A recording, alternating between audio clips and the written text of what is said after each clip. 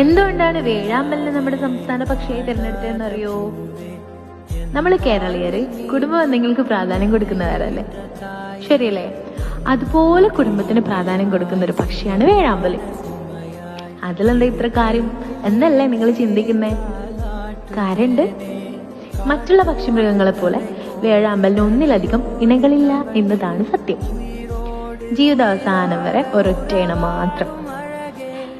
ഇണ ചേർന്നതിന് ശേഷം മരത്തിൽ പൊത്തുണ്ടാക്കി ഇണയെ അതിനുള്ളിലാക്കും.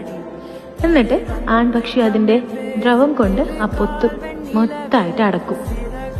പെൺപക്ഷി അതിൽ മുട്ടയിടുമ്പോൾ ആൺപക്ഷി കൊക്ക് പോകാൻ പാകത്തിൽ ഒരു ദ്വാരം ഇടും. അതിനുശേഷം ആൺപക്ഷി കാടും നാടും ഒക്കെ ഇര തേടി അങ്ങിറങ്ങും. എന്നിട്ട് ഇരവിയായി വന്നിട്ട് പെൺപക്ഷിന്റെ ചുണ്ടിൽ വെച്ച് കൊടുക്കും. പിന്നീട് മുട്ട വിരിഞ്ഞു കഴിഞ്ഞാല് പെൺപക്ഷി ഒരു പ്രത്യേക ശബ്ദം പുറപ്പെടുവിക്കും.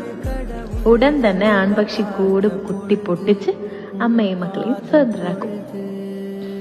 ഒരുപക്ഷെ തേടി പോകുന്ന വഴിക്ക് അച്ഛൻ പക്ഷി മരിച്ചുപോയാൽ അമ്മയും മക്കളും കൂട്ടിൽ കിടന്ന് മരണപ്പെടും.